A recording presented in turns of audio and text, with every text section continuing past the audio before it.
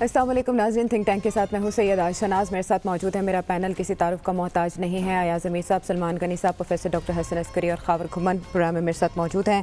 ناظرین، ابھی تازہ جو اطلاعات آ رہی ہیں وہ یہ کہ ترجمان سندھ حکومت مرتضی وہابی کورونا وائرس کا شکار ہو گئے ہیں۔ اس کے علاوہ بھی ہم دیکھ رہے ہیں کہ جو انفیکشن ریٹ ہے اس میں تیزی سے اضافہ ہو رہا ہے۔ ایک طرف حکومتی اقدامات اپنی جگہ موجود ہیں، لیکن اب تک متاثرین کی تعداد پاکستان میں 1,71,000 سے زائد ہو چکی ہے۔ 24 گھنٹوں میں جو ہلاکتیں رپورٹ ہوئی ہیں وہ 150 سے زائد ہیں، اگرچہ ریکوری ریٹ بھی 37% ہے جو کہ سیٹسفیکٹری ہے، لیکن ڈی جی عالمی ادارہ صحت کا یہ کہنا ہے کہ لوگ گھروں میں بیٹھے بور ہو گئے ہیں۔ وہ چاہتے ہیں کہ معاشرہ اور معیشت جو ہیں وہ دونوں بحال ہوں، وہ آزاد ہونا چاہتے ہیں، لیکن وائرس اب بھی تیزی سے پھیل رہا ہے اور وبا خطرناک مرحلے میں داخل ہو چکی ہے۔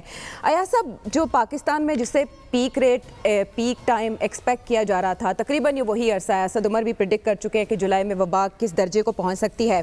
ایسے میں جو سلیکٹو لاک ڈاؤن کا نیا فارمولہ ہے وہ آپ کو کتنا کارآمد دکھائی دیتا ہے وبا کے تدارک میں؟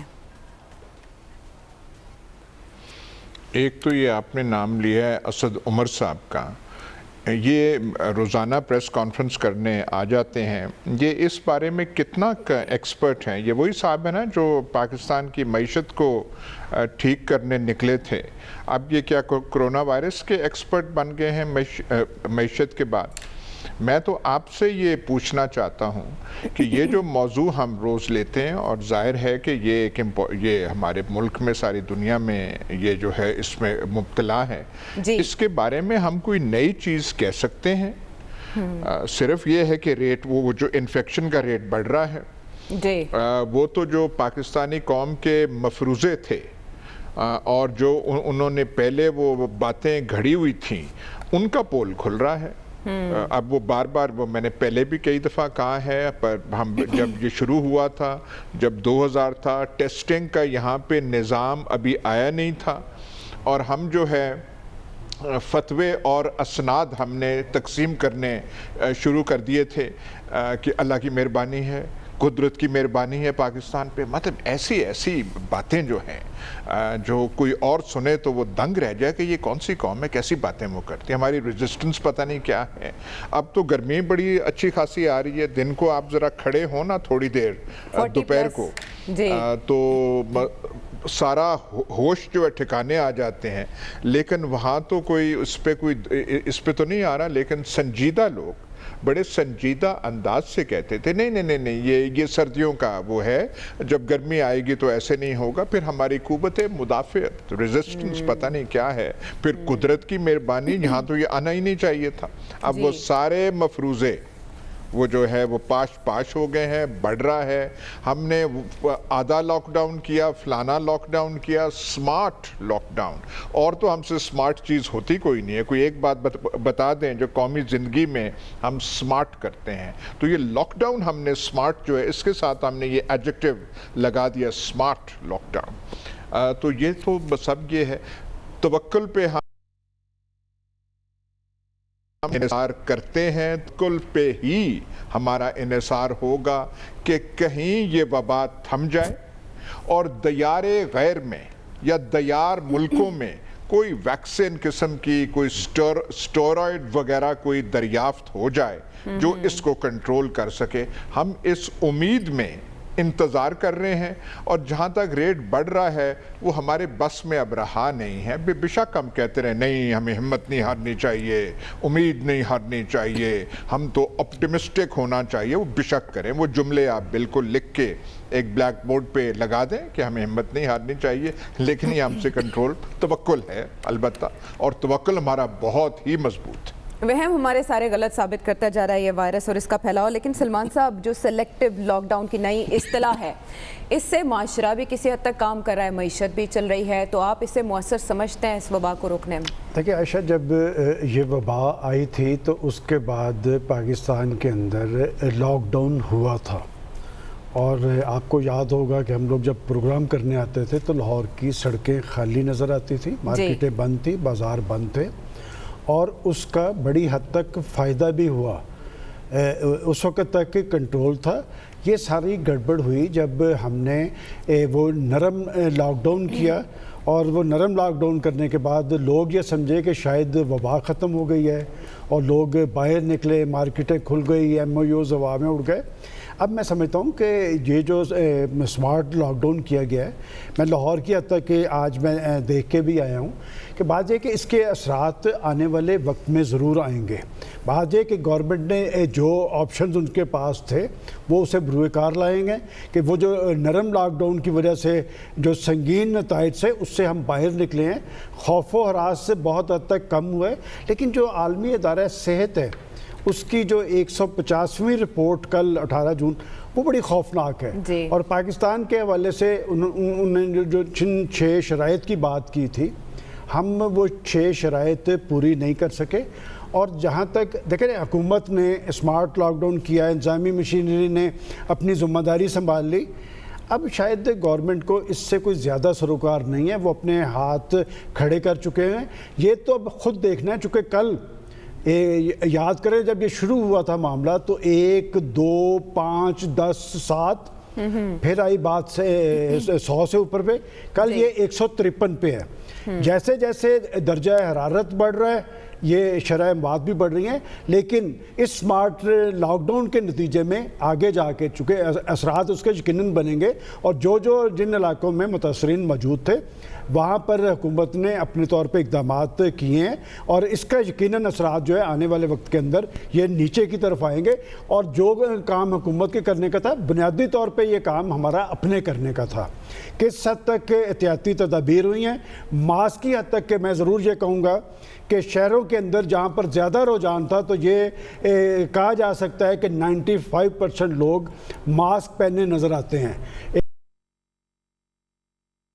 یہ باقی جو دیگر MOUs پہ مارکیٹوں کے اندر, بازاروں کے اندر جہاں ماسک 95% نظر آ رہا ہے تو وہاں پر بھی کوئی 50-60 کے قریب MOUs پر بھی عمل درآمد ہو رہا ہے. اس کا مطلب میسج گورنمنٹ کا لوگوں نے قبول کیا ہے. اب آگے کی طرف دیکھتے ہیں کہ کیا ہوتا ہے. انتظامی کردار آپ نے مؤثر دیکھا, پروفیسر صاحب آبزرو کریں آپ عوام. دیکھیے یہ فیصلہ تو ابھی 4 دن سے جو دوبارہ لاک ڈاؤن کیا ہے 16 سے کیا ہے نا کچھ ایریا سے. جی اچھا, جو ہاں سلیکٹڈ جو ہوا ہے یہ 4 دن میں آپ کو 4 دن ہوئے ہیں, تو اس میں ہفتے 10 دن کے بعد اگر تو ریٹ جو بیماروں کا ریٹ اور ڈیتھس کا ریٹ نمبر نیچے گرتا ہے تب تو ہم یہ کہہ سکتے ہیں کہ لاک ڈاؤن جو کیا ہے اسمارٹ لاک ڈاؤن کا اس کا کوئی فائدہ ہوا ہے. اور اگر یہ نہیں ہوتا تو پھر اس کو ہم ایکسرسائز ان فیوٹیلٹی ہی قرار دے سکیں گے.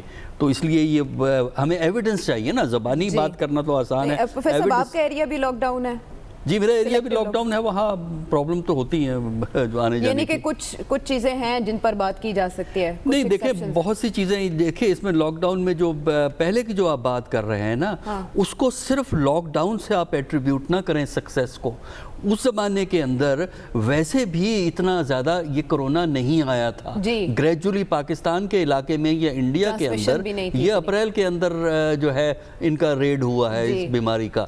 تو انیشل سٹیجز کے اندر جو کامیابی ہے اس کے ایک نیچرل فیکٹر بھی ہیں, ایفرٹ بھی ہے لاک ڈاؤن کی. اب لاک ڈاؤن کی آپ کر رہے ہیں, اس میں جب تک آپ کمیونٹی کو انوالو نہیں کریں گے, جب تک کمیونٹی کے انفلوئنشل لوگوں کو انوالو نہیں کریں گے آپ لاک ڈاؤن کامیاب نہیں ہوگا. ایک چپڑاسی کو آپ ایک یا کسی بندے کو جس نے کندھے پہ بندوق لگائی ہوئی ہوتی ہے اس کو وہ کھڑا کر دیں اور وہ آپ کے کیوں جا رہے ہیں, ٹی وی پروگرام اتنا اہم ہے کہ آپ وہاں جائیں, اس قسم کے وہ سوال کرتے ہیں. اچھا تو اس کا مطلب آپ سے سوال ہوا ہے پھر نہیں, اس کا مطلب ہے کہ یہ سیلیکٹیو لاک ڈاؤن تو کامیاب ہے نا. نہیں کامیاب تو اس وقت ہوگا جب ریزلٹس بہتر ہوں گے. آپ کا علاقہ بھی آپ کا ہم نام ہے. تو اس لیے نا کہ وہ جب ہی پتہ لگے گا نا جب یہ رزلٹ اچھے آئیں گے, اور ہم امید کرتے ہیں کہ اچھے رزلٹ آئیں. لیکن بات یہ ہے کہ اب تو یا کرونا پہ ہے یا اللہ پہ ہے کہ اس کا صورتحال کیا ہوگی. دیکھیے حکومت کی پرابلم یہ ہے, جو ہمارا کرائسس جس کو ہم ریزالو نہیں کر سکے ہیں وہ یہ ہے کہ کرونا کے لیے تحفظات اور اقتصادی پریشرز کیا ہے, ان میں توازن کیسے کریٹ کیا جائے. وہ معاملہ اب تک ہم سے حل نہیں ہو سکا ہے. اس کی ایک بنیادی وجہ یہ ہے کہ جو پولیٹیکل فورسز ہیں وہ ایک دوسرے سے کوآپریٹ نہیں کر رہی.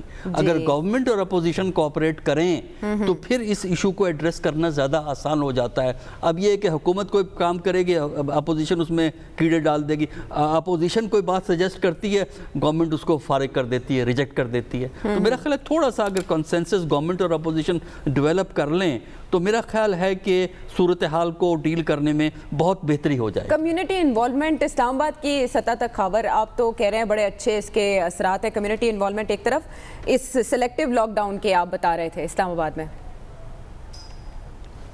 جی، ایک تو ڈاکٹر صاحب کی صحت کا خیال ہے. ہماری گورنمنٹ آف پنجاب کو فارمر چیف منسٹر بھی ہیں انٹرم، تو لہٰذا وہ خاص طور پر ان کا میرے خیال میں خیال رکھنا ضروری بنتا ہے پنجاب گورنمنٹ کا. دیکھیں، بات اگر بندہ ہوا میں ہی باتیں کرنا شروع کر دے تو اس کا تو میرے خیال میں کوئی جواب نہیں ہے. اس پروگرام میں بیٹھ کے ہم نے کوئی 1 درجن سے زیادہ ہم نے تعریف کی سعودی عربیہ کی. مسلم ملک ہے، وہاں پہ سب سے پاکیزہ جگہ موجود ہیں. پورے ملک کو انہوں نے لاک ڈاؤن کیا، اور ابھی 2 گھنٹے پہلے آپ کی نظر سے وہ خبر گزری ہوگی آپ کی نظر سے کہ پورے سعودی عربیہ سے انہوں نے لاک ڈاؤن ختم کر دیا. سعودی عربیہ کی آبادی ہے 3.3 کروڑ، پاکستان کی آبادی ہے 22 کروڑ.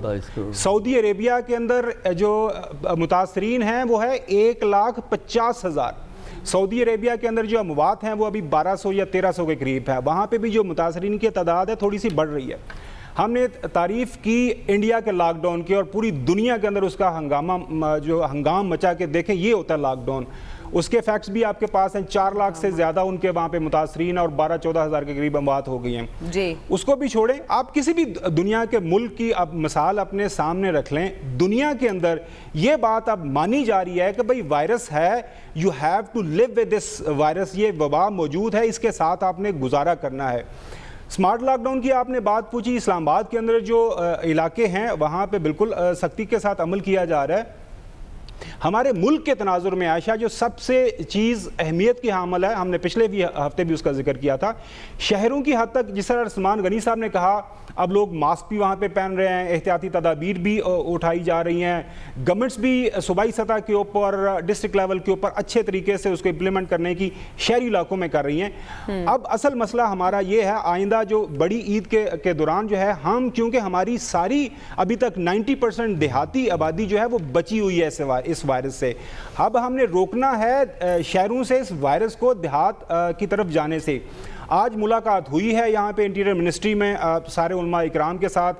قربانی ہے، قربانی کا آپ کو پتہ منڈیاں لگتی ہیں، لوگ جو دیہی علاقوں سے پورا کنبہ چلے جاتے ہیں شہروں میں، وہاں پہ کافی وقت گزارتے ہیں، ملتے ہیں، اپنے جانوروں کو وہاں پہ رکھتے ہیں.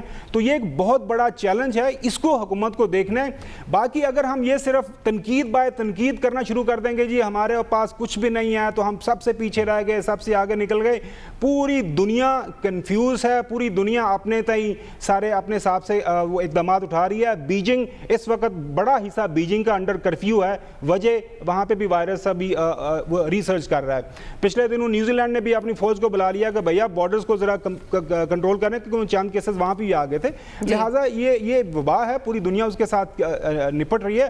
ہمارے ریسورسز کو ہمارے ملک کے ریسورسز کو سامنے رکھتے ہوئے میرے خیال میں ہم بھی اپنے کوشش تو میرے خیال میں سرٹن حد تک مناسب ہی کر رہے ہیں. اچھا، لیکن یا صاحب لاک ڈاؤن اپنی جگہ پر چاہے وہ اسمارٹ ہو، سلیکٹیو ہو، جو دوسری ذمہ داری گورنمنٹ کی بنتی ہے وہ یہ کہ ٹیسٹنگ اور ٹریسنگ پر زور دیا جائے. اس حوالے سے اقدامات کو آپ تسلی بخش سمجھتے ہیں؟ جتنا کچھ ہے ہمارا معاشرہ، ہم نے ابھی کیا کہتے ہیں وہ برطانیہ، یورپین کمیونٹی یا بیجنگ وغیرہ تو ہم نے بن نہیں جانا. جیسا ہمارا ہے اسی طریقے سے ہم کر رہے ہیں اور اس طریقے سے ٹھیک کر رہے ہیں. اب ہم جب یہاں پہ ڈسکس کرتے ہیں کہ جی وہ ہے بیماری 171 پہنچ گئی ہے، خاور صاحب پریشان ہو جاتے ہیں کہ ہم ایسے کہہ رہے ہیں. ایک تو بات میں یہ اگر تاثر ہے میں زائل کر دوں، ہم بالکل نہیں کہہ رہے کہ یہ بیماری پاکستان میں پھیل رہی ہے تو عمران خان صاحب کی وجہ سے ہے. ہم بالکل یہ نہیں کہہ رہے، صرف کہہ رہے ہیں کہ اموات ہو رہی ہیں. اب وہ اموات فلانے ملک سے کم ہیں یا فلانے ملک سے زیادہ ہیں وہ ایک علیحدہ بحث ہے.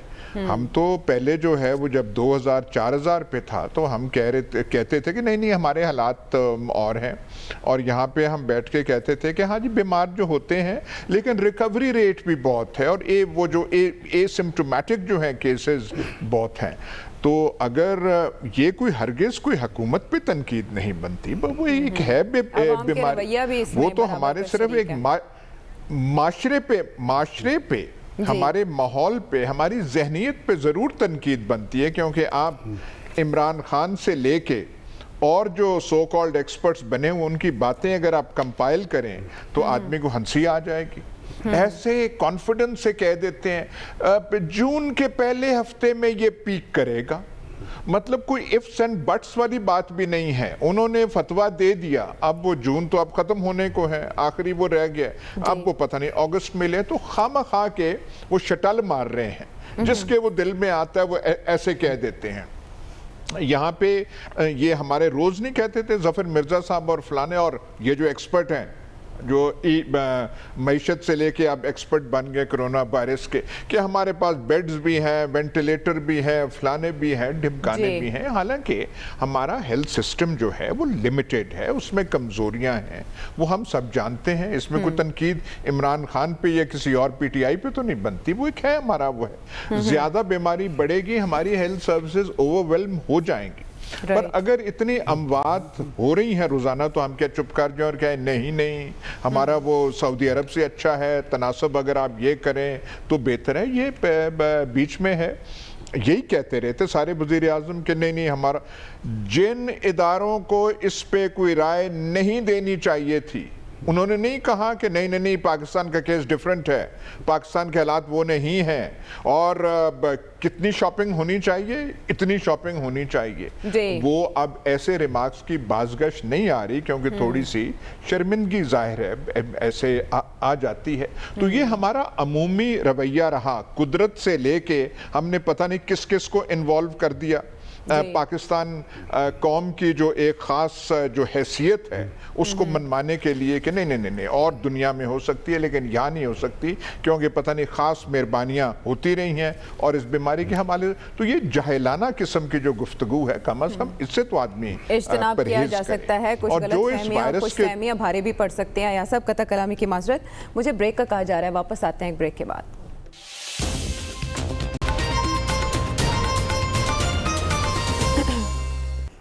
ویلکم بیک ٹو دا شو. ایسے وقت میں جب پوری قوم کو ایک یکجہتی کی ضرورت ہے, ہم دیکھ رہے ہیں کہ NFC ایوارڈ اور 18ویں ترمیم کا معاملہ ایک بار پھر اس کی بازگشت میں اضافہ ہوا, خصوصاً جب وزیر اعظم نے اس کا تذکرہ کیا اور اس کے حوالے سے بات کی. لیکن سلمان صاحب, شبلی فراز بھی اس سے پہلے اظہار خیال کر چکے ہیں, لیکن وزیر اعظم کے منہ سے سننا اس کی اہمیت کو ظاہر کرتا ہے. 18ویں ترمیم کا اس موجودہ صورتحال سے کیا لینا دینا؟ عائشہ, پہلے تو چونکہ ہم کرونا کی صورتحال پہ ڈسکس کر رہے تھے تو ایک خراج تحسین ہمیں ڈاکٹرز کو ضرور کرنا ہے کہ اس مشکل صورتحال کے اندر وہ جس طرح اگلے محاذ پہ, اور کوئی ایسا دن نہیں جا رہا جس میں ہمارا کوئی ڈاکٹر جو ہے اس کی نظر نہ ہوتا ہو. یہ لوگ اپنے گھروں سے دور, اپنے بیوی بچوں سے جدا ہو کر اگلے محاذ پہ سرگرم عمل ہیں, اور میں سمجھتا ہوں کہ ان کی قربانیوں کو ٹریبیوٹ بھی پیش کرنا چاہیے. یہ واقعتاً شہید ہیں. دوسری بات 18 امینڈمنٹ کی بات, دیکھیں بات یہ کہ جب پولیٹیکل گورنمنٹ ہے اور پاکستان کے اندر ہم یہ کہتے ہیں کہ پاکستان میں سیاست ہے, تو سیاستدان جو ہوتا ہے وہ سیاسی طرز عمل اختیار کرتا ہے. تو اس پہ ڈسکس کرنے میں کوئی حرج نہیں کہ جو وقت آگے کی طرف جا رہا ہے بہت سارے ایشوز سامنے آ رہے ہیں, اور پرائم منسٹر صاحب نے جو بات کی ہے وہ بڑی ٹائمنگ بڑی امپورٹنٹ ہے کہ وہ سندھ کے دورے پہ گئے, اور سندھ کے دورے پہ بھی عائشہ وہ 5 ماہ کے بعد گئے. اور میں ہمیشہ سے کہتا ہوں کہ وہ پاکستان کے پرائم منسٹر ہیں, تمام صوبوں میں انہیں جانا چاہیے. اب ان کے وہاں جانے پہ وہ نہیں ہے شاید ملے چیف منسٹر کو, یا چیف منسٹر یہ بھی کوئی اچھا رجحان نہیں تھا کہ وہاں پر وہ گورنر سے ملے, اپنی پارٹی کے لوگوں سے ملے, وہاں پر چیف منسٹر سے بھی ملنا چاہیے تھا اور کرونا کی صورتحال پہ ان سے بات بھی کرنی چاہیے تھی, بات پرس بھی کرنی چاہیے تھی, اور حالات کا بھی اندازہ کرنا چاہیے تھا. بات انہوں نے درست کیا, لیکن اس وقت آپ دیکھیں کہ اپوزیشن کی پارٹیز اور خاص طور پہ قوم پرست جو ہیں وہ اسے اپنے لیے زندگی موت کا مسئلہ بنائے ہوئے ہیں. آج بھی پریس کانفرنس کی مولانا فضل الرحمان صاحب نے, اختر مینگل صاحب نے, اور اختر مینگل صاحب نے کہا کہ جی یہ تو سوال ہی پیدا نہیں ہوتا, اور گورنمنٹ کی طرف سے بھی انہوں نے کہا کہ جی وہ آئیں گے تو ملیں گے ضرور. میں سمجھتا ہوں کہ اس پہ یہ ایک پولیٹیکل ایشو ہے, اس پہ کوئی ڈیڈ لاک والی بات نہیں ہے, ڈائیلاگ والی بات ہے. اور مولانا فضل الرحمان صاحب تو ہمیشہ ہی ڈائیلاگ کی بات کرتے ہیں کہ کوئی ڈیڈ لاک ہونا نہیں چاہیے, تو یہ قومی اسمبلی میں زیر بحث آنا چاہیے.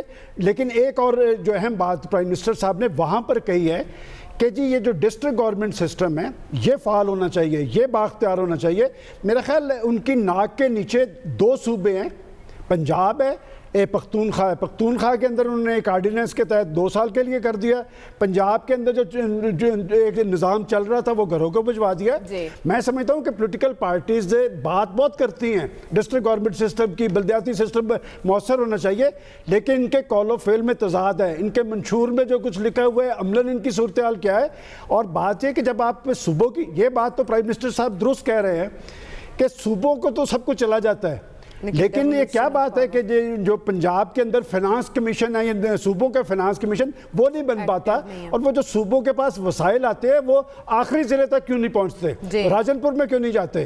تو یہ ساری چیزیں یہ بروئے کار ضرور لانی چاہیے کہ صوبوں کو بااختیار کر کے آپ کے اگر اضلاع کے اندر پسماندگی ہوگی اور احساس محرومی ہوگا تو پھر کیا فائدہ ہے اس طرح کی ترمیم کا. میں سمجھتا ہوں کہ 100% اسے پارلیمنٹ کے اندر بات کرنی چاہیے. مسلم لیگ نون نے تو اس پہ لچک دی ہے، انہوں نے کہا کہ اس پہ بات کرنی ہے، کی جانی چاہیے. دعوت بھی حکومت نے دی تھی اس پر بات کرنے کے لیے، لیکن یہ اپوزیشن میں ہوتے ہوئے اچھی لگتی ہے، حکومت میں آتے ہی پروفیسر صاحب یہ بری کیوں لگنا شروع ہو جائے؟ دیکھیں یہ ہماری سیاست کے رخ ہوتے ہیں کہ جب اپوزیشن میں ہوتے ہیں تو آپ کو بڑی فریڈم ہوتی ہے، جو مرضی بیان دے دیں، کیونکہ آپ کے ذمہ تو امپلیمنٹ تو آپ نے نہیں کرنا نا، جو مرضی بیان دے دیں. لیکن جب پاور میں ہوتے ہیں تو مصیبت یہ ہے کہ جو بات آپ کہہ رہے ہیں اس کو امپلیمنٹ کرنا ہوتا ہے، وہ کافی مشکل کام ہوتا ہے.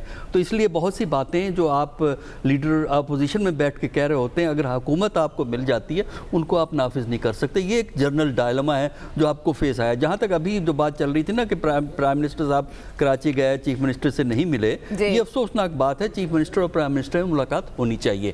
لیکن مجھے یعنی یہ واقعے سے 1988 اور 1990 کا زمانہ یاد آ گیا جب بے نظیر پرائم منسٹر تھی، یہاں نواز شریف صاحب چیف منسٹر تھے، اور بے نظیر صاحب جب لاہور آتی تھی وہ کہیں نہیں جا سکتی تھی سے علاوہ گورنر ہاؤس کے، کیونکہ گورنر ان کا تھا، اور وہیں بیٹھتی تھی، بات کرتی تھی اور واپس اپنے اسلام آباد چلی جاتی تھی. تو یہ غلط روایات ہیں، ان روایات سے اوائڈ کرنا چاہیے. شکایتیں سیاست میں ہوتی ہیں، ایسی کوئی فرق نہیں پڑتا، آپ کی لائنیں ڈیفرنٹ ہوتی ہیں، لیکن اس کے باوجود بھی ایک تھوڑا سا جو اخلاقیات کا جو اصول ہے کہ ایک معمولی سا انٹریکشن رکھنا ضروری ہوتا ہے. اب آئیے آپ نے بات کی 18th امینڈمنٹ کی. دیکھیے امینڈمنٹ پہ گفتگو تو ہو سکتی ہے، لیکن اس میں یہ ہے کہ امینڈمنٹ کی آپ 18th امینڈمنٹ کی بات نہ کریں، آپ کانسٹیٹیوشن کا حصہ ہے جو بھی 18th امینڈمنٹ تھی، اس میں جو چیزیں آپ سمجھتے ہیں کہ چینج ہونی چاہیے وہ ہمیں بتائی جائے نا، اور وہ بھی بتایا جائے کہ یہ چیز ہے، یہ کلاز ہے، اس سے یہ پرابلم کریٹ ہو رہی ہے. پھر ہم اس کو دیکھیں گے کہ واقعی جو شکایت ہے وہ آرٹیکل کی وجہ سے ہے یا ہمارے طریقہ سیاست کی وجہ سے ہے. 2 فیکٹرز ہوتے ہیں، ایک تو آرٹیکل کی پروویژن ہے وہ آپ کو لمٹ کرتی ہے، ایک ہمارا انداز سیاست ہوتا ہے جو اچھے بھلے آرٹیکل کو خراب کر دیتا ہے. تو یہ دیکھنا پڑے گا. اسی طرح دوسرا جو NFC کا ایشو ہے، اگر وہ کہیں اس پہ ہی بات ہو سکتی ہے. دیکھیں NFC کا یہ ہے ایک فیصلہ ہوا ہے، اب وہ 2015 کے بعد اس کو ریوائز ہونا تھا، وہ اب تک یہ ریوائز نہیں کر سکے. اس کا طریقہ کار یہی ہے نا کہ ان کو میٹنگ کر کے ایک کنسنسس ڈیولپ کرنا پڑے گا. صرف پرابلم غالباً ہمیں اس وقت یہ نظر آتی ہے کہ 2 پرابلم اس وقت نظر آتی ہیں. ایک تو فیڈرل چاہتا یہ ہے کہ اس کے حصے کو ذرا بڑھایا جائے کیونکہ وہ حصہ مزید کم ہونے کا امکان ہے، صوبے مزید مانگیں گے. دوسرا آپ کے لیے جو پرابلم پیدا ہو رہی ہے وہ یہ ہے کہ جو آپ کے ٹرائبل ایریاز ہیں اب وہ خیبر پختونخوا کا حصہ ہیں، تو اس کی وجہ سے خیبر پختونخوا کے شیئر کو بڑھانا پڑتا ہے کیونکہ ایک نیا حصہ ایڈ ہو گیا ہے. تیسرا یہ ہے کہ اس کے اندر کیا جو گلگت بلتستان ہے یا کشمیر ہے جو اس کے لیے کوئی ایلوکیشن ہوگی یا جو فیڈرل کو آپ ایلوکیٹ کرتے ہیں اس میں سے ان کو پیسہ دیا جائے. پیپل پارٹی یا بلاول بھٹو کی پوزیشن یہ ہے کہ ہم کوئی ایکسٹرا نہیں دے سکتے، صرف جو فیڈرل کو جو پیسہ ملتا ہے اس میں سے آگے جو مرضی کرے. اخراجات میں اضافہ بھی تو ہوا ہے نا صوبوں کے پروفیسر صاحب؟ کس کے؟ صوبوں کے اخراجات میں بھی تو اضافہ ہوا ہے. نہیں اخراجات تو دیکھیے اخراجات فیڈرل لیول آپ کو یہاں مینشن کرنا ضروری ہے کہ سندھ شکایت کرتا ہے ہمارے اتنے پیسے کھا گئے. دیکھیے ہوتا یہ ہے، دیکھیے ہوتا یہ ہے کہ جو ریونیو کلیکٹ ہوتا ہے پھر وہ ڈسٹریبیوٹ ہوتا ہے. اگر ریونیو کم کلیکٹ ہوگا تو خود بخود صوبوں کا حصہ کم ہو جاتا ہے، تو پنجاب کو بھی کم ملے ہیں، ہر صوبے کو کم ملے ہیں. ٹھیک ہے، لیکن 18ویں ترمیم کا بہت شور ہے خاور. اب بلاول کے بعد مولانا فضل الرحمان نے بھی کہا ہے کہ جمہوری قوتیں اس کے خلاف بھرپور مزاحمت کریں گی. وہ اس پوزیشن میں ہیں؟ بہت ویسے اچھا سوال انہوں نے کیا. وہ ایاز صاحب بڑی ایک خوبصورت بات کرتے ہیں, رادر واقعہ بتاتے ہیں کہ جو 18ویں ترمیم جب پاس ہوئی تھی تو وہ بند دروازوں کے پیچھے ساری اس کی ڈسکشن بحث و مباحثہ ہوا تھا. ون فائن مارننگ وہ ایک ڈاکومنٹ آ کے پریزنٹ کر دیا گیا اور صاحب نے اس کی آنکھیں بند کر کے اس کے اوپر مور لگا دی. اچھا تھوڑی سی آپ کو میں ہسٹری بتا دوں. پاکستان کی جو امینڈمنٹس کے اندر ہمیشہ جو بدنیتیاں ہیں وہ رہی ہیں اور یہی وجہ ہے کہ اس کے اوپر سوال اٹھتے ہیں. آپ کی پہلی جو امینڈمنٹ تھی وہ یقینی طور پر جب بن گیا بنگلہ دیش تو آپ کو اپنی جو سرحدیں دوبارہ سے متعین کرنی تھی اس حوالے سے تھی. دوسری امینڈمنٹ قادیانیوں کو جو آپ نے غیر مسلم ڈکلیئر کرنا تھا اس کے پیچھے ایک سرٹن کنٹروورسی جو بھی ہے ایک فیصلہ ہو گیا. تیسری امینڈمنٹ محترم ذوالفقار علی بھٹو صاحب نے ایاز صاحب کے پسندیدہ انہوں نے پاس کی کہ جی جو حکومت جس کو چاہے 1 مہینے سے لے کے 3 مہینے تک بند رکھ سکتی ہے بغیر کسی رابطے کے.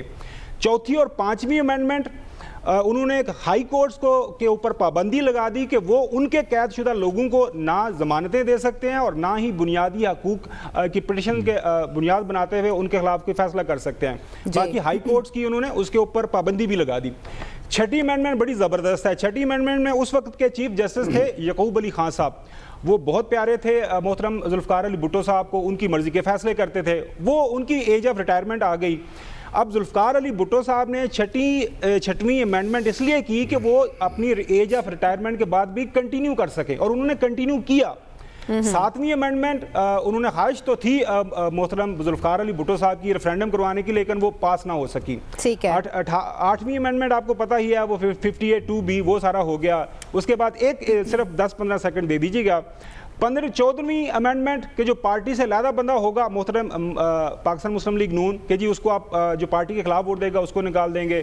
15ویں امینڈمنٹ پاس نہ ہو سکی کیونکہ وہ جو ایک خلیفہ راشدین بننے کا امیر المومنین بننے کا خواب تھا وہ ہم نے دیکھا.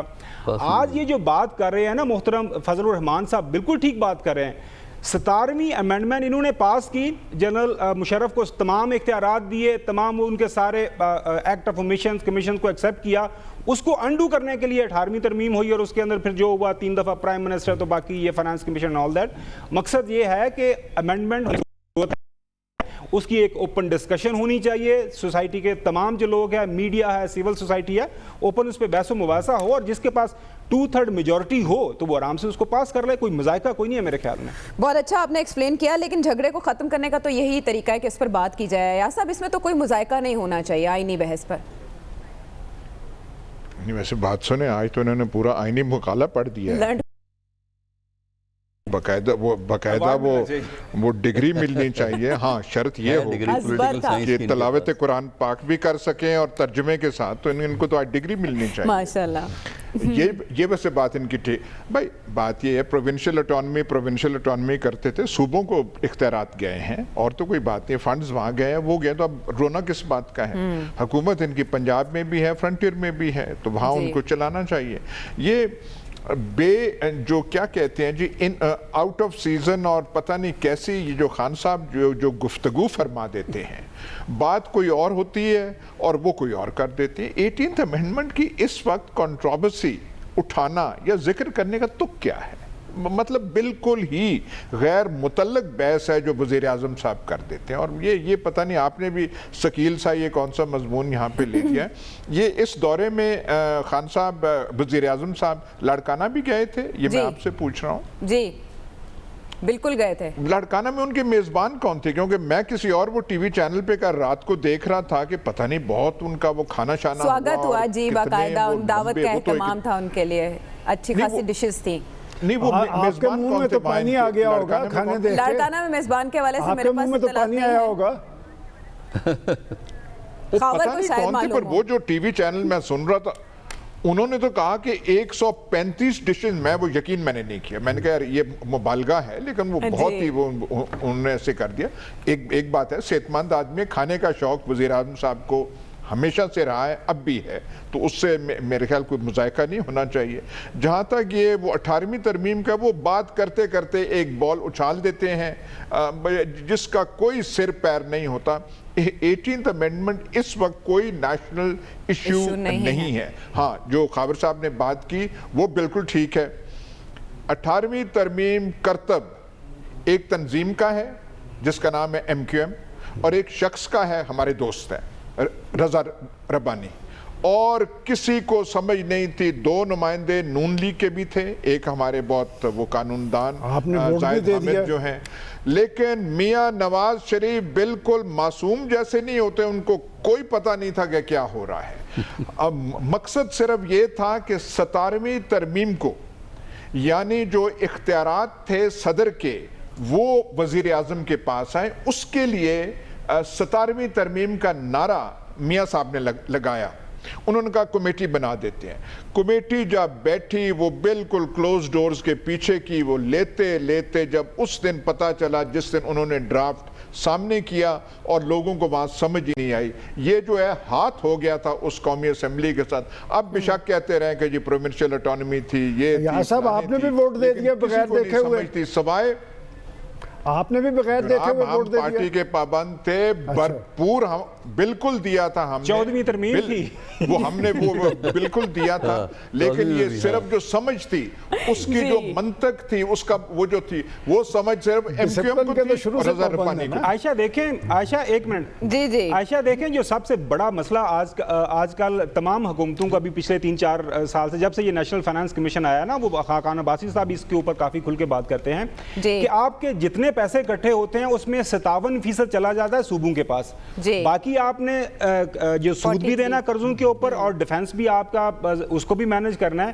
تو اس کے لیے آپ کے پاس پیسے ہی کو نہیں بچتے, لہٰذا آپ نے اس کے اندر کوئی بیلنس لانے کے لیے ضرورت ہے. اگین یہ اس پہ بحث ہونی چاہیے, اور بحث ہونے کے بعد پھر جس کے پاس ایک میجورٹی ہوگی تو میرے خیال میں ڈسکشن کرنے کے حوالے سے کوئی حرج نہیں ہے. خبر ٹھیک ہے, اس پر بات آگے بڑھاتے ہیں, ہم بھی ایک بریک کے بعد آتے ہیں واپس.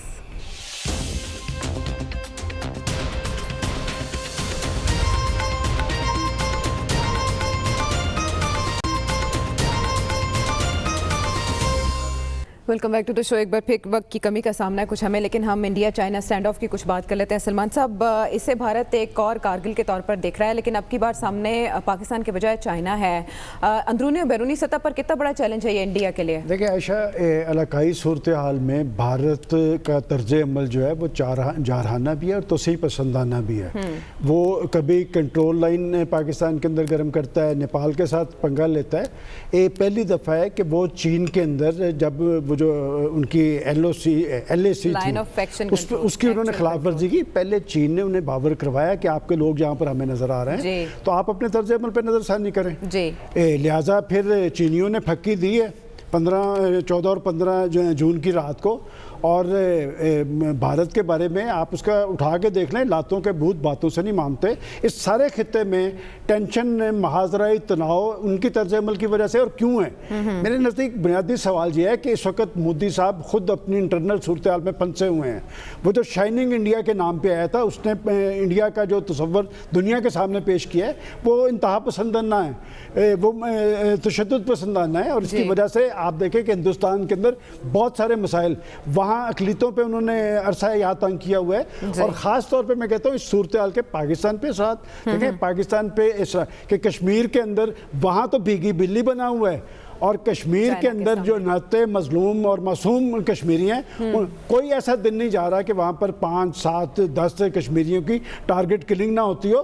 کہ یہ جو چین نے ان کو ایک پھکی دی ہے نا, یہ ان کا ہاضمہ تو درست کر دے گی, لیکن میں سمجھتا ہوں کہ اس کے اس علاقائی صورتحال میں جو اس کا رول ہے یہاں پر یہ پرابلم کا باعث ہے. عالمی فورسز کو اس کا نوٹس لینا پڑے گا, اور شاید اس کے بعد وہ جو گلوام وادی وہ تو انہوں نے کہہ دیا کہ جی وہ ہماری ہے, اور ان کی بات تو وہ ماننے کا ہے, اس لیے کہ جو ان کے ساتھ انہوں نے کیا ہے نا, وہ جو پنجابی میں ایک لفظ ہے, انہوں نے مارا کم ہے گھسیٹا زیادہ. لیکن انڈیا ڈیفینسو کیوں ہے, چائنا نے اس وقت ایکشن کیوں لیا پروفیسر صاحب؟ دیکھیں, اس کے کچھ علاقائی فیکٹر ہیں, کچھ گلوبل فیکٹر ہیں. علاقائی فیکٹر یہ ہیں کہ پچھلے سال 9 اگست کو جب کشمیر کا سٹیٹس چینج کیا ہے اور اس میں اس کو لداخ کے علاقے کو यूनियन टेरिटरी डिक्लेयर किया, उसके बाद कर इसको उन्होंने अपग्रेड करने की कोशिश की सिक्योरिटी सिस्टम को, जी। जैसे मिलिट्री प्रेजेंस और थोड़ी सी Installation। एयरपोर्ट भी जो लैंडिंग, एयरपोर्ट तो नहीं कहना चाहिए, लैंडिंग स्ट्रिप, जी। लैंडिंग स्ट्रिप को Roads इम्प्रूव भी। करने की जो उन्होंने कोशिश की। जी। चाइना ने इस बात का फौरी तौर पे नोटिस लिया, उन्होंने ये महसूस किया कि अगर ये प्रेजेंस बढ़ाते हैं तो उसके बाद वो प्रेशर बिल्ड कर सकते ठीक हैं। है। दूसरा प्रेशर ये है कि अगर वो एक लैंडिंग स्ट्रिप को अपग्रेड करते जी। हैं तो वहाँ से अगर एयरक्राफ्ट, हैवी एयरक्राफ्ट वहाँ आ सकता है तो वो एयरक्राफ्ट से जो पाकिस्तान चाइना कॉरिडोर है या पाकिस्तान चाइना लिंक है वो भी वल्नरेबल हो जाता है। तो एक तो मैसेज ये बड़ा क्लियर चाइना ने दिया है कि यहाँ मिलिट्री प्रेजेंस से स्टेटस को चेंज नहीं करेंगे। दूसरा ये है कि इंडिया एक ग्लोबल एजेंडे पे चलता है। आजकल अमेरिका, इंडिया, ऑस्ट्रेलिया, जापान एक सिक्योरिटी कोऑर्डिनेशन, खासकर ऑस्ट्रेलिया, इंडिया और अमेरिका सिक्योरिटी कोऑर्डिनेशन कर रहे हैं ताकि चाइना पे साउथ चाइना सी में प्रेशर बिल्ड किया जाए, जो कि मुमकिन नहीं है। ठीक है। इंडिया की खुद ऐसी हैसियत नहीं है कि उसकी जो सी नेवी है कोई रोल जाके साउथ चाइना सी में प्ले करे, लेकिन ये है कि आप बड़े क्लब में मेंबर हो जाते हैं, अमेरिका है, ऑस्ट्रेलिया है, बिल्कुल ठीक है। इनके साथ दिफाई मामलात कर रहे ठीक है, हैं। मुज़ाकरात जारी है, लेकिन इसके बावजूद भी ऐसे लगता है कि चाइना वापसी का इरादा नहीं रखता है। ऐसे में भारत के पास क्या स्ट्रेटजी होगी, खावर?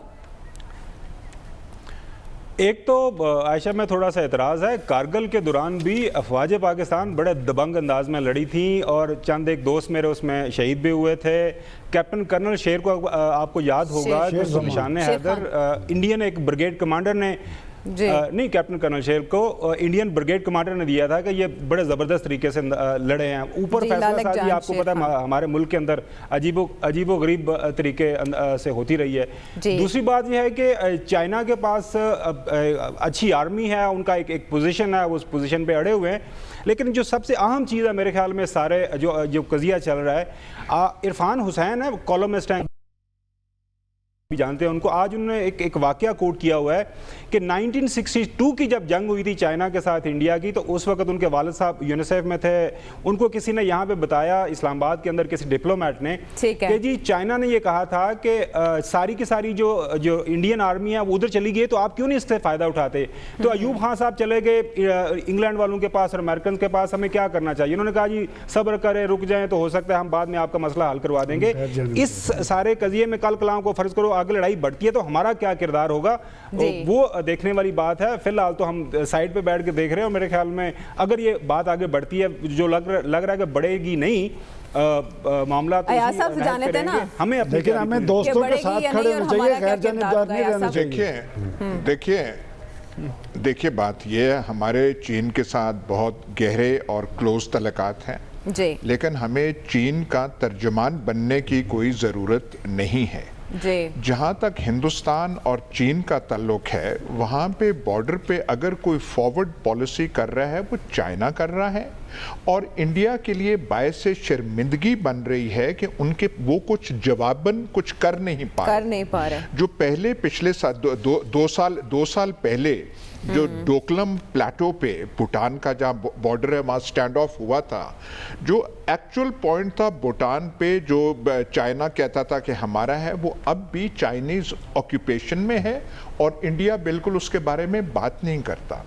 अब जो ये हुआ है 40 से 60 किलोमीटर जो है स्क्वायर किलोमीटर्स चाइना ने वहाँ से ले लिया है, और इंडिया जो है वहाँ पे वो ये कह रहा है कि जी डिफरिंग परसेप्शंस हैं, लाइन ऑफ एक्चुअल कंट्रोल कहाँ उसके बारे में डिफरिंग परसेप्शंस हैं। वहाँ के कई फौजी जो हैं रिटायर्ड वो कह रहे हैं ये आपने कौन सा स्टैंड लिया है, डिफरिंग परसेप्शंस के तहत जो है आप अपनी सुबकी को छुपा रहे हैं। बात वहाँ पे ये है कि जो वहाँ पे लाइन ऑफ एक्चुअल कंट्रोल है वो इतनी दुश्वार गुजार है कि आप एक्चुअल लाइन ऑफ कंट्रोल पे पोस्ट बनाना बड़ा मुश्किल है, फिजिकली मुश्किल है। तो पोस्ट जो है पीछे हैं, जो तस्वुर की जाती है लाइन ऑफ एक्चुअल कंट्रोल वो आगे है। चाइना ने कई जगहों पे ऑक्यूपाई किया है और वापस नहीं गया, और इंडिया के पास इसके लिए जवाब नहीं है। लेकिन एक चीज सलमान गनी साहब की वो तो जानते होंगे, वहां पे एक इन्होंने अग्रीमेंट की थी आज से 20-25 साल पहले कि हम फायर आर्म्स नहीं यूज करेंगे। तो इस स्टैंड ऑफ में जो हुआ है वो हथियार हुआ है वो जो हुए हैं, और यहाँ पे वो डंडे वो जो है कील नुमा, ये तो हमें फख्र کرنا چاہیے. کیل نما ڈنڈے تو ہماری ایجاد ہے اور جو ایجادات سائنٹیفک. لیکن اب انڈیا اس پر بھی غور کر رہا ہے ویسے صاحب کہ اب بغیر اسلحے کے وہاں گشت ختم کیا جائے گا. بہرحال اگر یہ چنگاری ضرور دیجیے گا اگلے پروگرام تک کے لیے. اللہ نگہبان.